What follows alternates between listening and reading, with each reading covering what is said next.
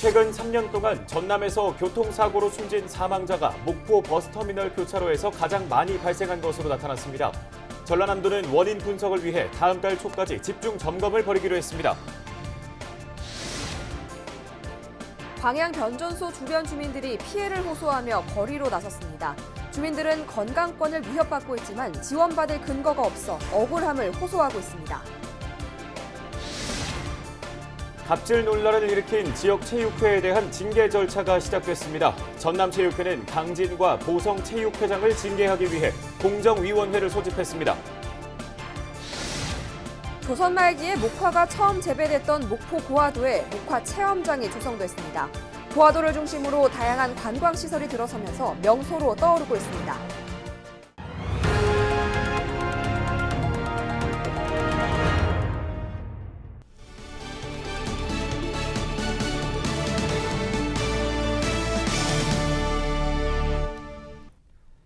여러분 안녕하십니까? 헬로티비 뉴스 전남 시작합니다. 최근 광양 변전소 주변 주민들이 피해를 호소하며 대책을 요구하고 나섰다는 소식을 전해드렸는데요.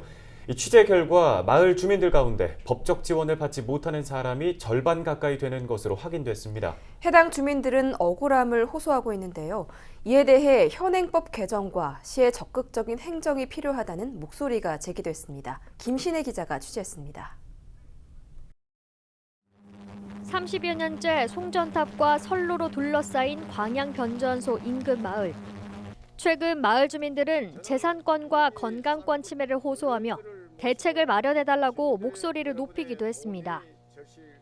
이들을 위한 지원 법안이 없는 건 아닙니다. 송변전 설비 주변 지역의 보상 및 지원에 관한 법률, 이른바 송주법에는 주민들에게 보상하도록 돼 있습니다. 마을 주민들은 현재 전기요금과 마을 공동지원금으로 1년에 42만 원 정도를 지원받고 있습니다. 하지만 취재 결과 그동안 아무런 혜택을 받지 못한 주민들도 있는 것으로 파악됐습니다. 전혀 철탑에 대해서는 아무런 받는 것이 없어. 똑같은 영향이지, 똑같은 영향이고 전화도 잘 안 되고 사람들 이 집가도 벌써 떨어져 갖고 있고 밤 넘게 항공방지도 하는데 그런 것도 이거 못 해버리잖아요. 철탑 때문에. 마을 주민 가운데 지원을 받는 주민 수를 살펴보면 세개 마을 전체의 절반 정도가 피해에 따른 보상을 제대로 받지 못하고 있었습니다. 이들은 지원 대상 범위에조차 들지 못하기 때문입니다. 현행법상 전압이 345kV 이상인 변전소 경계에서부터 600m 안에 있거나 송전선로 가장 바깥선에서 700m 안에 있는 가구만 지원 대상에 포함됩니다. 이렇다 보니 기준을 완화하는 법 개정이 필요하다는 목소리가 제기됐습니다. 법률과 현실적인 부분의 괴리가 크다는 겁니다. 광양시의회 박말례 의원은 법 개정 필요성과 함께 시의 적극적인 행정이 필요하다고 덧붙였습니다. 네, 법령을 개정할 수 있는 그 기회로 삼고 또 우리 지방자치단체, 즉 우리 시에서도 지역 주민들의 어떤 건강 역학조사라든지 이런 것들도 한번 해보는 게 어떨까 하는 건 제안을 하고 싶고요. 또 조례를 제정을 해서 그분들이 입고 있는 피해를 조금이나마 보상받는 그런 그 기회로 삼고 싶어요. 지원을 받지 못한 채 30여 년을 살아오면서도 황폐해져가는 마을을 지키고자 하는 주민들의 목소리에 이제는 행정이 답할 때입니다. 헬로티비 뉴스 김신혜입니다.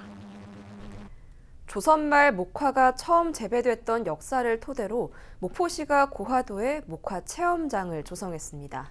다도해의 생물자원을 연구할 국립호남권 생물자원관도 개관을 앞두고 있어 목포 고화도가 새로운 관광 명소로 떠오를 전망입니다. 보도에 고정민 기자입니다. 꽃봉오리가 터진 자리에 새하얀 목화솜이 들어찼습니다. 한쪽엔 전통 방식으로 목화를 재배했던 도구들이 가득합니다. 목포시가 고화도 일원에 26억 원을 들여 유리온실과 문화관을 갖춘 목화 체험장을 조성한 겁니다. 고화도는 조선 말기 일제의 탄압 속에 목화가 처음 재배됐던 지역. 목화에 얽힌 수탈의 아픔과 재배 과정을 엿볼 수 있어 교육의 장으로도 손색이 없습니다. 체험장 주변엔 어린이 놀이시설도 갖춰 가족 단위 방문객들에게 큰 호응을 얻고 있습니다. 이렇게 멋진 어린이 놀이 공간이 생긴 것이 참 좋고요. 저희가 처음을 지금 2번 와봤는데 그닥 목포에서 멀지도 않고 아이들이 놀기에는 체험하고 놀기에는 최적의 장소라고 생각합니다. 목화 체험장에서 10분 정도 걷다 보면 대규모 연구단지를 만나볼 수 있습니다. 다도의 생물자원을 발굴하고 연구하기 위한 국립호남권 생물자원관입니다. 생물자원관의 크기는 축구장 10개가 넘는 규모. 350만 점의 동식물 표본과 유전자원을 보관할 수장고와 각종 체험시설을 갖추고 있습니다. 자원관은 내년 봄 개장에 들어간 뒤 오는 2028년까지 2천여 종의 다도의 생물을 새로 발굴한다는 계획입니다. 목포시는 잇따라 관광자원이 들어서고 있는 고화도가 지역의 새로운 명소가 될 것으로 내다봤습니다. 국내 최장 해상 케이블카의 고화도 스테이션이 이쪽에 있고 앞으로 정부 계획에 의하면은 또 세월호 공원도 이쪽에 조성될 것 같고 또 어촌리들 사업에 이 고화도가 이제 선정이 되면은 정말 고화도는 새로운 많은 관광 자원을 보유한 목포의 대표적인 체험 힐링 관광지로 자리 잡을 것 같습니다. 수려한 경관을 자랑하면서도 뼈아픈 역사를 함께 간직한 고화도. 해상 케이블카와 보행교에 이어 관광 자원이 잇따라 들어서면서 끊겼던 방문객들의 발길이 이어지고 있습니다. 헬로티비 뉴스 고정문입니다. 다음 소식입니다. 올해 사상 처음으로 대학 입학 정원보다 수험생 수가 적은 이른바 역전 현상이 나타날 것으로 예상됩니다. 서울과 수도권을 뺀 지방대학 대부분이 생존의 위협을 받는 건데요. 지방대학 학생 수 감소는 신입생 미충원을 넘어 폐교 문제로까지 확산되고 있습니다. 수시 모집 경쟁률 대폭 하락과 재학생 이탈 등 지방대학의 현실을 한재영 기자가 보도합니다. 지역의 거점 국립대학교는 지방대학 중에서도 비교적 경쟁력이 높은 곳으로 꼽힙니다.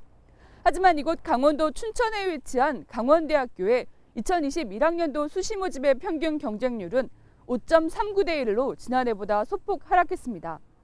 수시 모집의 지원을 최대 6곳까지 할 수 있는 것을 감안하면 사실상 미달로 분류할 수 있는 상황입니다. 신입생 모집에 어려움을 겪는 건 강원도만이 아닙니다. 2021학년도 수시 경쟁률이 6대 1을 넘지 못한 대학은 전국 106곳으로 지난해보다 20곳이나 늘었습니다. 경북이 15개 대학으로 가장 많았고 부산과 경기 10곳, 전남 9곳 순이었습니다. 특히 수도권과 지방의 격차는 훨씬 더 뚜렷해졌습니다. 올해 수시 모집 경쟁률은 서울권이 14.7대 1, 수도권 10.5대 1을 기록한 반면 지방대학의 평균 경쟁률은 5.6대 1에 그쳤습니다. 안정적인 진로가 보장돼 인기를 누렸던 교육대학도 사정은 별반 다르지 않습니다. 올해 춘천교대 수시 경쟁률은 5.87대 1로 지난해 9.42대 1을 절반 정도에 그쳤습니다. 진주교대도 지난해 7대 1에서 올해 5.78대 1로 떨어지는 등 지방 소재 교대들의 경쟁률 하락폭이 커졌습니다. 학력 인구, 즉 수험생 수의 감소가 지방대학의 위기를 부추기는 상황입니다. 2021학년도 전국 대학 모집 정원은 48만 800여 명, 수능 지원자는 49만 3천여 명입니다. 최근 3년간 수능 평균 응시율이 89%였던 점을 감안하면 모집 인원보다 수험생이 적은 이른바 역전 현상이 본격화될 전망입니다. 대학교육연구소는 3년 뒤 서울과 인천, 경기를 제외한 지방대학 3곳 중 한 곳이 신입생 모집 정원의 70%도 채우지 못할 것으로 예측했습니다. 지방대학 중 충원율이 95%를 넘는 학교는 한 곳도 없는 등 지방대의 위기가 더욱 심화될 것이라는 전망도 내놓았습니다. 지금의 살짝의 재정의 거의 99%가 학생 등록금이에요. 그렇게 되면 학교 재정은 그만큼 악화되는 거고, 이렇게 될 경우 지방대학은 서서히 하나둘 이렇게 소멸돼 폐쇄될 수밖에 없는 상황이거든요. 신입생 미충원 문제뿐 아니라 재학생들의 이탈도 지방대학의 위기를 부추기고 있습니다. 대학 알림이 자료에 따르면 자퇴와 미복학 등으로 재학생들의 중도 탈락률이 수도권은 3.3%인 반면 제주도가 8%를 넘는 등 지방대학의 평균은 5%를 넘었습니다. 특히 경북대는 최근 5년간 자퇴생이 3,000명에 달했고 부산대와 전북대, 경상대 등도 1,500명이 넘었습니다. 수도권 대학을 찾아 재수와 반수, 편입 등을 선택하는 수도권 쏠림 현상이 가속화되는 겁니다. 환경이 아무래도 사람을 만든다는 말이 있잖아요. 그 수도권에는 이제 그런 대학 자체뿐만이 아니라 인프라 같은 게 잘 구축이 돼 있잖아요. 이 학교의 네임밸류보다는 더 좋은 학교에 가고 싶다라는 분들도 주변에 꽤 있으셨고요. 취업난과 학생 수 감소로 재정 수입이 줄어들고 대학 경쟁력이 하락하면서 다시 신입생 모집이 어려워지는 악순환이 반복입니다. 현실화된 지방 대학의 위기, 특단의 대책 마련이 요구되는 이유입니다. 헬로티비 뉴스 한재영입니다.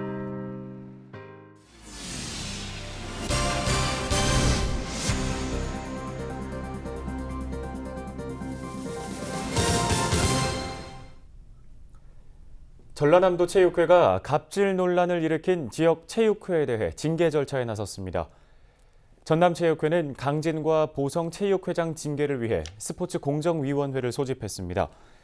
최근 강진 체육회장은 축구 대회 이후 군수 만찬 일정을 상의하지 않았다며 군청 5급 공무원을 흉기로 폭행하고 반성문 작성을 강요해 경찰이 수사를 진행하고 있습니다. 또 보성 체육회장도 군청의 보조금 감사를 거부하며 공무원에게 폭언을 한 것으로 나타났습니다. 전남 지역에서 최근 3년간 발생한 교통사고 사망자가 가장 많은 장소는 목포 버스터미널 교차로인 것으로 조사됐습니다. 전라남도가 내놓은 자료를 보면 최근 3년 동안 사망사고 3건 이상 또는 중상사고 이상의 교통사고 10건 이상 발생 지점은 목포와 여수, 나주 등 5개시 13곳인 것으로 분석됐습니다. 가장 많은 곳은 목포 버스터미널 교차로였고 교통사고로 3명이 목숨을 잃고 17명이 중상을 입었습니다. 또 목포 제1정보고 부근과 여수 교통사거리, 한제사거리에서 각각 1명이 사망했습니다. 전라남도는 교통사망사고 등 큰 인명피해가 발생한 13곳에 대해 시군과 경찰청, 도로교통공단, 한국교통안전공단 등 유관기관과 합동으로 오는 11월 6일까지 집중 점검할 계획입니다.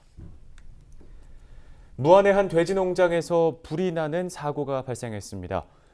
무안소방서는 29일 오전 11시쯤 무안군 일로읍의 한 돼지 농장에서 불이 나 2시간 만에 화재를 진압했다고 밝혔습니다. 이 불로 돼지 축사 한 동이 불에 탔고 2천여 마리가 죽은 것으로 추정되고 있습니다.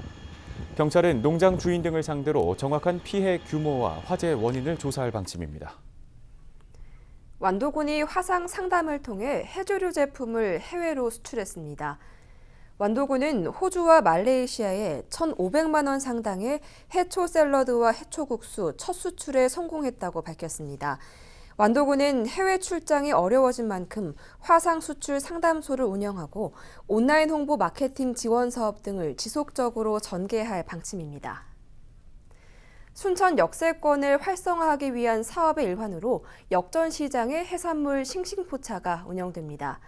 순천 역전시장은 전남 동부권 최대 규모의 해산물 도소매 시장이지만 특성화 메뉴가 없어 침체가 가속화되고 있는 곳입니다.